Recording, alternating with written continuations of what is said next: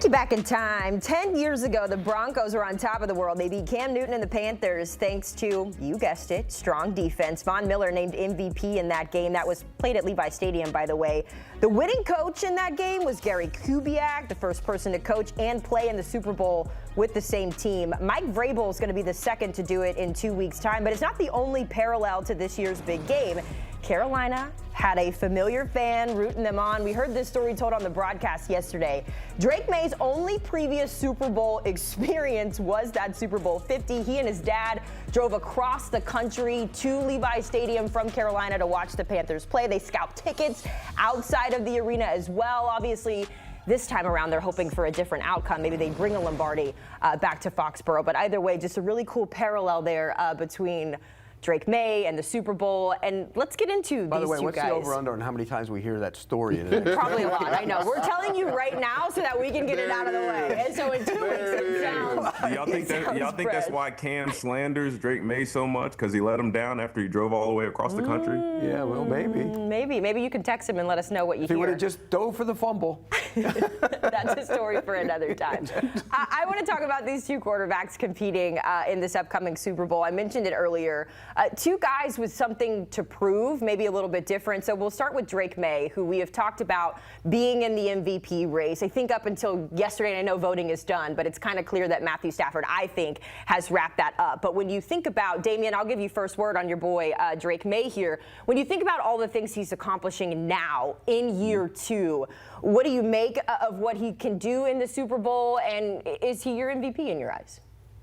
Well, listen, I advocated for Drake to be the MVP all season long, and maybe the last two performances by Matthew Stafford really solidified in my eyes. Matthew Stafford was the best player in the National Football League all season long. So I don't want to talk about that anymore. I don't want to have to eat my words anymore.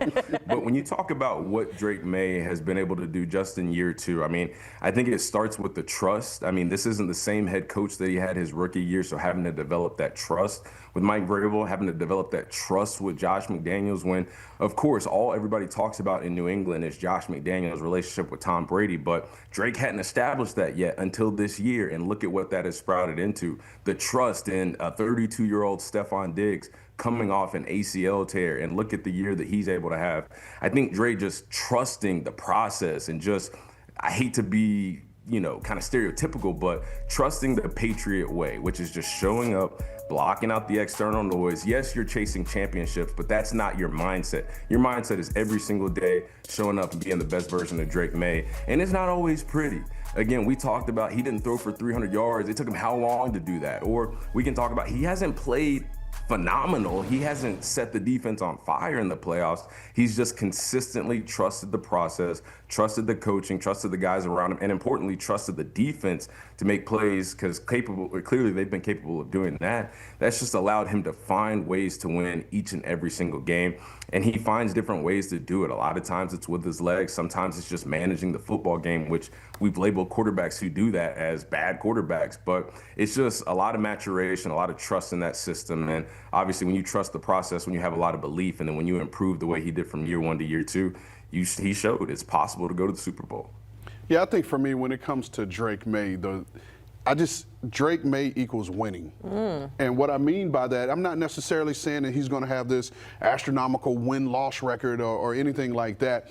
What I mean by that is he does what's needed to win a football game. You think Drake Maye cared yesterday that he didn't throw for 100 yards? He has 60-something yards rushing. He did what his team needed him to do to win, and that's how he's played all season. I, for one, have been one of the main people talking about he's only had one 300-yard passing game, to lead this team throughout the course of his career so far. But he hadn't needed to throw for over 300 yards. He does what's needed to do to win a football game, and I think he is one of the rare athletes that does not care about his stats. I think the number one stat to him is winning the football game, and whatever that looks like is what it is. And the other part I like about Drake Maye in his game is he plays complementary football. The defense is playing out of their minds right now. And Pete, we've talked about it ad nauseum how he isn't playing well. Let's just call a spade a spade. He's not playing well right now. However, he does not screw it up for the defense. He allows them to get in a situation where they punt, and let the defense take the field. Hopefully they're able to flip the field with that dynamic punt returner that they have. And what do we need to do from here? If we need 20 yards to get a field goal, let's do that. If we need to score, we're going to be more aggressive and push it. But I just like the way he plays complementary football. He's 23 years old, which is incredible when you think about it. But the thing that really speaks about him is what happened at the end of the game. They called a run play to the right. On his own, he pulled the football and bootlegged to the left. That was not a called play. He did that on his own. That takes a lot of moxie for a young quarterback to do that when Josh McDaniels. Moxie's the word you use? If you're ahead, well, yeah. Well, I wanted to be politically correct. Yeah. We're trying to keep the positivity going, Ran. No, but when you do that, that tells you what you are, and it goes back to what you just said about him being the winner and doing what it takes to win. Can you imagine a second-year quarterback in the biggest moment pulling the football when the run play is called and bootlegging on your own? Most guys would go out of their minds and wouldn't do it, and the head coach, you saw him celebrating on the sidelines. I thought it was a great play, and that tells you all you need to know about Drake Maye. We saw the graphic there. Will be the second youngest quarterback to play in a Super Bowl. If Drake Maye is able to win, he would be the youngest to win a Super Bowl, passing Ben Roethlisberger there. So really impressive stuff he's doing in just year 2. On the other side of this one, kind of the opposite storyline. You've got Sam Darnold, drafted by the Jets in 2018, 3rd overall, all the expectations. We know what happens when you go to the Jets lately. It just doesn't work out. But it wasn't just the Jets. He's bounced around. The Vikings didn't want him back, so he comes out to Seattle. People aren't excited about him in Seattle, and yet here he is leading this team to a Super Bowl. And this is what got me. And then, Pete, I'd love to hear your thoughts on this, and Ran as well. He's the first quarterback from the class of 2018, guys. That class includes Baker Mayfield, Josh Allen, Josh Rosen, and Lamar Jackson to appear in a Super Bowl. So, I mean, Pete, when you hear those numbers, you hear the narrative, and we've kind of pointed this at you for what you've said about Sam in the past. How has he been able to do this? Guilty as charged, by the way, and he proved me wrong. In the biggest moment, he made the plays. And I didn't know if he could, because the book on him was he couldn't. And so sometimes you flip a narrative, and he flipped it on Sunday. Look, he had bad games against this Rams defense. He carved them up. Now, Kubiak did a great job of scheming stuff open for him and really made it easy. But Sam Darnold, if you go back and watch that game, he stood in there and in the face of pressure made the throws. Yeah, they schemed them open, but he had to stand in there and make the throws. I give him all the props in the world. And if you look back on it, look, the Jets situation was not a good situation for him. And I think going to San Francisco really helped him. Going to Minnesota really helped him. And in hindsight, Vikings, what in the hell did you do? I mean, it's to Dame's point that he made earlier. Having a quarterback that's in a trusted system, right, and allows you to it gives you a certain level of calm if you're that quarterback, because now you're in a trusted system. And for him, like you said, that year in San Francisco as a backup is a lot bigger than what people think, because you go from there to Minnesota, which is similar concepts, right? So it gives him familiarity within that offense. And then you go to Seattle, which is where the system under Kubiak and Shanahan, where it all originates, and it's your same language. You're speaking this language, so he understands the concepts. That's the biggest thing in it, in this whole situation. When you talk about quarterback play, it's different from knowing what the play is, where the read is. This guy could be open. This is my number 2. Here's my 3rd. When you fully understand the concepts and why you're attacking the defense the way you are, and I think Sam Darnold, being in this offense, he understands the concepts and what they're trying to do, which is allowing him to play better, especially at a time when his team needs it. And he's another guy. Like, to me, of the 2 quarterbacks, he's under the most pressure, because Pete has said before, can he live up to it in the big moments? He did the other day. Well, now there's no bigger moment than what's going to happen in 2 weeks. And now if he answers it then, to me, it's answered. Leave him alone. It's kind of almost like when LeBron won his championship in Cleveland. Whether you think he's the GOAT or not, leave the man alone. He brought a championship to Cleveland. That is the hardest thing to do. But to me, if Sam Darnold is able to play big in the Super Bowl, I think that puts that question to rest. Dame, real quick, we're tight on time, but I do want to get from a player's standpoint here. We heard JSN after the game say, I'm all about Sam. He deserves so much credit. Take me inside that locker room, what his teammates are feeling about a guy who's had the narrative that Sam Darnold has to lead them to the Super Bowl. Well, nothing but confidence. I mean, to deliver in the biggest moments, especially in a conference championship against an opponent who might have a beat on you, and again, you stand in the face of pressure, you stand in the face of adversity, and you deliver after everything that you've been through. Like, as a player in the locker room, that's exactly the type of guy that you want to play for. Not the guy that's been handed the keys since day one, not the guy that's had the game just given to him since a young age and he's just had all the success. And you don't really know how he's going to deal with the moment not going his way. How is he going to bounce back? How is he going to be resilient? But they have that in Sam Darnold. And I just want to say this to everybody out there, whoever is listening.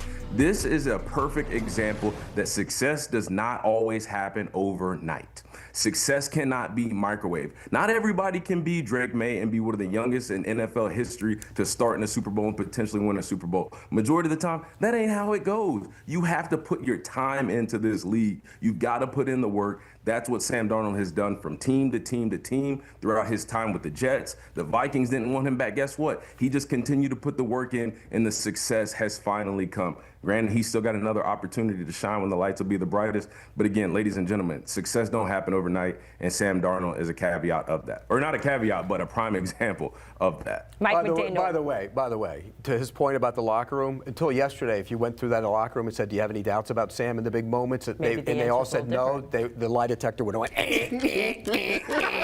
across the locker room. Liar, liar, liar.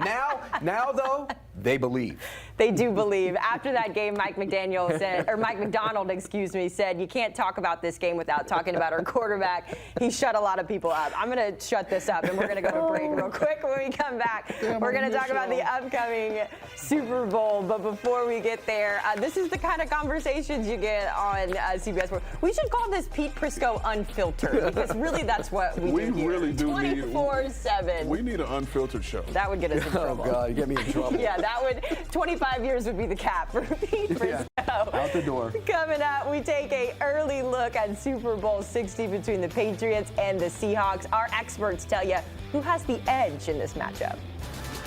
Final two teams left standing in this 2025 season. It is the Seahawks and the Patriots. Of course, we've got plenty of time to dissect these two teams before we get to Levi Stadium for the Super Bowl. So we're going to play detective today. We're going to put our experts to the test and find the flaw on each team. We got our boys back in the building, and we're going to get started with the Seattle Seahawks, the number one seed in the NFC. Watching them play yesterday, they look pretty complete here. But Ran, when you look at this team, what's the biggest weakness? It's hard to find weaknesses for this team. You look on the defensive side of the ball, we talk about how dominant that's been. You look at the receivers, even the quarterback is playing much better. So for me, I went with the interior offensive line. Right, and we're talking about the rookie Zabel. You have Sundle in the middle at center, and Anthony Bradford's bad, by the way. Over at right guard. He's bad. And when you, for me, it's not your turn, Pete. Yeah, Dang. But when I'm looking at this matchup coming up in the Super Bowl, where is one of the strengths of this New England team? And that's their interior D-line. And they can not only beat you with speed, but they can beat you with power as well, which will keep this interior offensive line off kilter a little bit. So for me, I was thinking about that offensive line because those two tackles yesterday in that game, they held up. They completely shut down those two Rams edge rushers, which have given people problems. And you didn't hear Young or Verse's name much yesterday.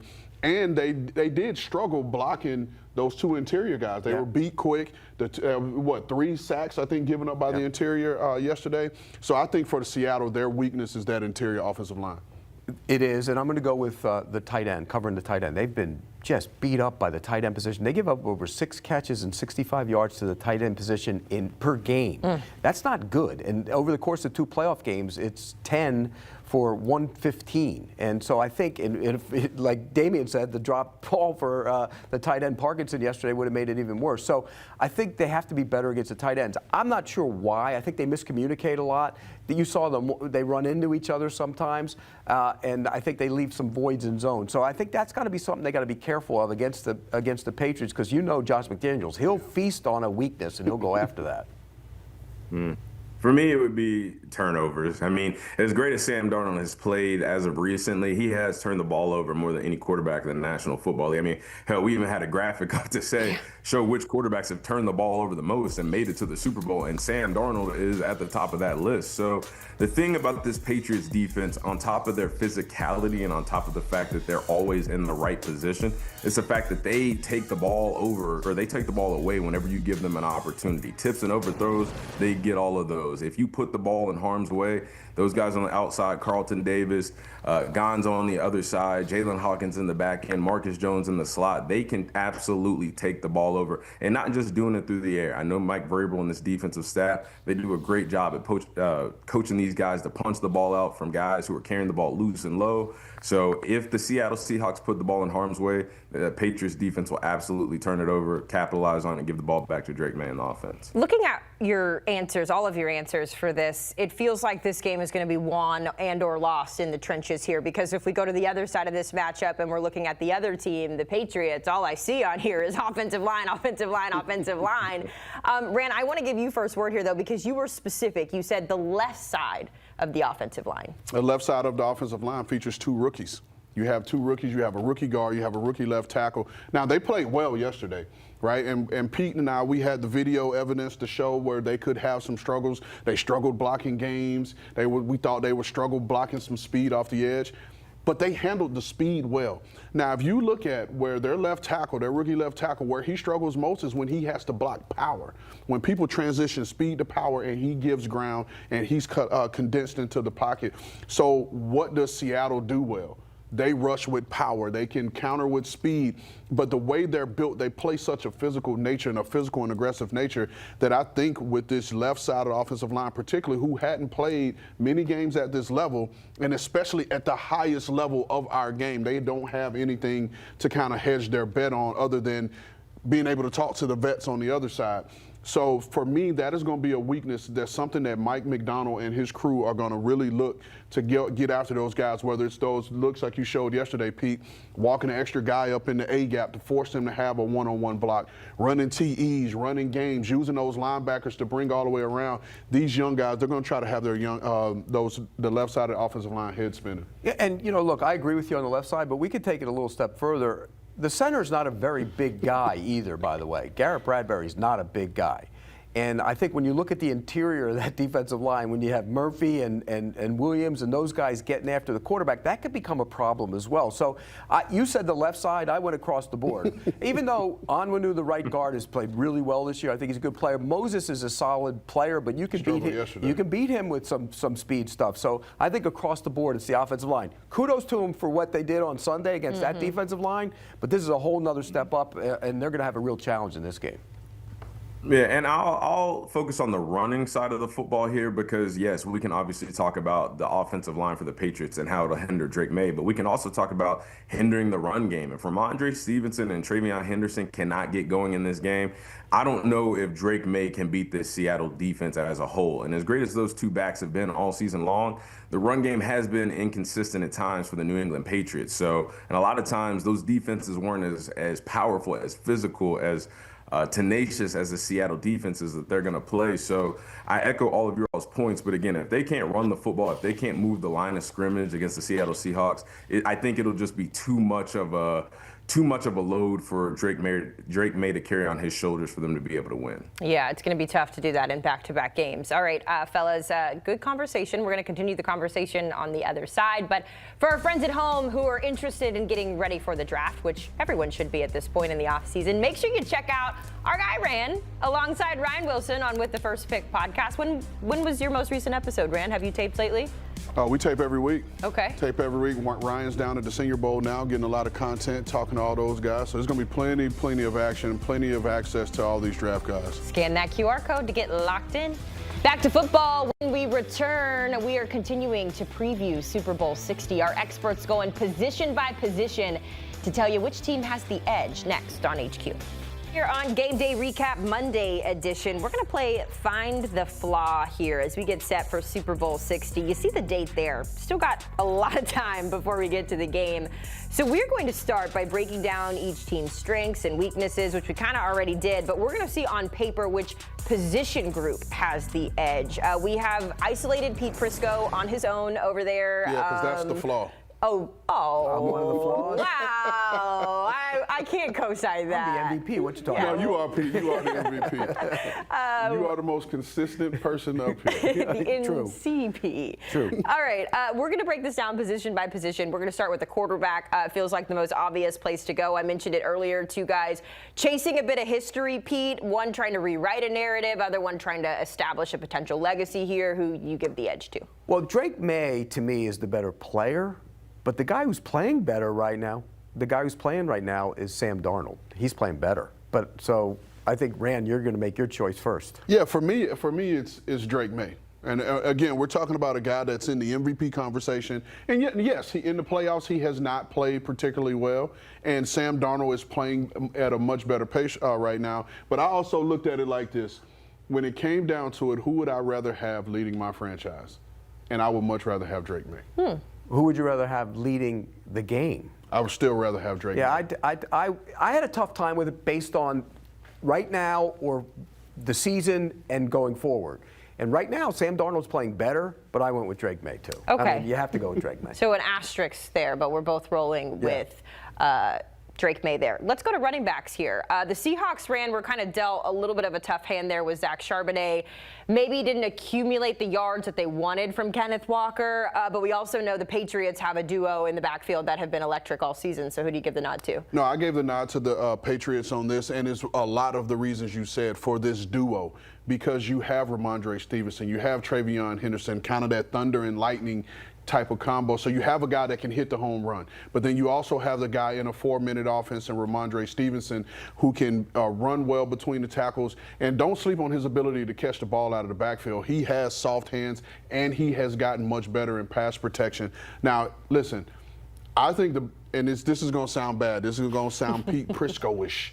But I think the best thing that's happened to Seattle's offense is being forced to give Kenneth Walker the ball more. No, he didn't have a ton of yards on the ground yesterday, but he did have 100 all-purpose yards on, I believe, 23 touches, and that's what they're going to have to do. But I still gave the nod to the Patriots. See, I could see if you go the two guys against one, maybe you give the nod to him, but Kenneth Walker's the best probably running back in the game. You would agree with that, don't you? In the game. So yeah. I would. By the way, George Holani made some nice catches out of the backfield too. Give him Nice a little drop as well. Yeah, he had a drop, but that was kind of a bad throw though.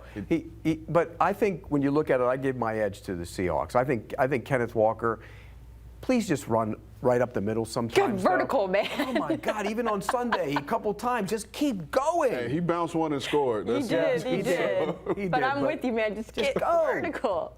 All right, how about pass catchers here? This kind of feels like a no-brainer here, Ran, when you got JSN on the field here. But there's other guys to account to. What do you think? No, let me give you a fist bump. She talking running back talk. Get vertical. Got to get out. There's a couple times you cut outside. You see him. Got to get through. These pass catchers, I thought this was a clear and obvious one to me with Seattle. We know JSN. I won't even speak about JSN and what he's been able to do. But you look at guys like Jake Bobo, who can come up in crucial situations, a bigger body that can go up and catch the football. But then you also talk about Rashid Shaheed and his ability to that quick win at the line of scrimmage and then to have 4 steps on the corner. He can just about run by anybody, and he's the third option, and particularly out of this quarterback room, because you have another Super Bowl MVP in Cooper Kupp, who we forget about. Yeah. Who can win in those choice route situations and get those tough first downs and those tough yards when you need them. So I just thought this was a clear and obvious one,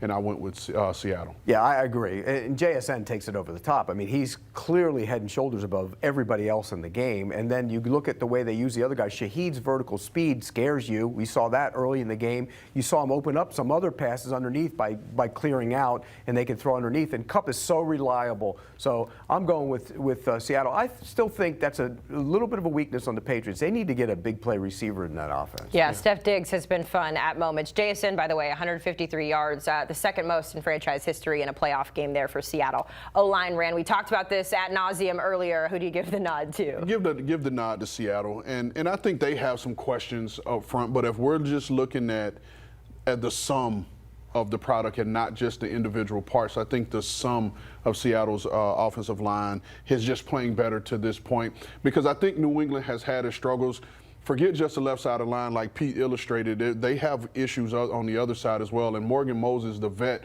the calming force for them up front, has struggled some. And so I just think the Seattle offensive line, I think the sum is better than the individual parts. And so I went with Seattle. Yeah, I don't think either one of their lines is very good, which is amazing. We're in a Super Bowl with two lines that aren't that good, but they've, at times they've played pretty well. But I'm going with Seattle as well. I just think that a slight advantage, not much, but a little bit of an advantage. Let's go over to the defense, which they are calling the dark side. It's not the Legion of Boom anymore. It is now the dark side. You guys both in agreement here, though. The dark side, Ran gets the nod. Yeah, for sure. But I know this is only going to piss off the Patriots defensive front, because we talked about in that Houston game how dominant this Houston's defense was, and then the Patriots went out and played a dominant brand of football. But I don't think there's anybody outside of the Northeast that is going to pick pick the Patriots over the Seahawks in their front seven. So I went with Seattle. Yeah, and I'm going with Seattle too. Although, in the postseason, when the lights are on, Milton Williams and Christian Barmore become actual really dominant players on the interior. So, and Chaseon's done some really good things.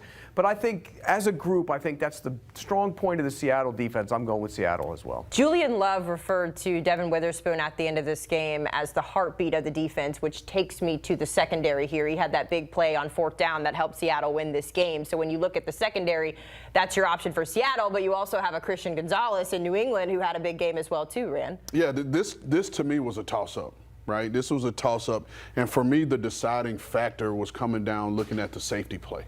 And which safeties at this point do you trust, and from a versatility standpoint, to be able to go out and execute the game plan on a consistent basis? Because again, you're looking at top 3 corner to top 3 corner, then you probably give the nod to the Patriots. But I still think, from like you talk about guys like Devin Witherspoon, like being tough, being physical. Reek Woolen can run with anybody now. He almost cost him the game yesterday, so he's going to have to keep that running his mouth. But then even guys like Josh Jobe. Like Josh Jobe was an afterthought. Right. But he stepped up and he's played well and kind of taken to the identity of this Seattle Seahawks defense as a whole. So I gave the slight edge to Seattle, and to me the differentiator was the safety position. See, I think the safeties in Seattle are better, but I think the corners are clearly better in New England. So I always, when in doubt, I always go with the corners. Because I think, the safeties in New England, they're good enough. Hawkins has played pretty well this year. The rookie Woodson's played well as well. I just think when you look at it, the corners are that much better. I mean, if you look at Witherspoon's a good player, but Jobe and Woolen have had their moments where they both have had some issues. On the other side, Davis and Gonzalez can lock you down, and Marcus Jones is pretty good in the slot. All right, looking at this, first of all, this is way too much Pete and Ran for my liking in here. Too much Pete and Ran agreeing. Yeah, that's what I was going to say. A lot of you guys, There's only thinking it's two Seattle. we don't agree on, right? That might be a record. Yeah.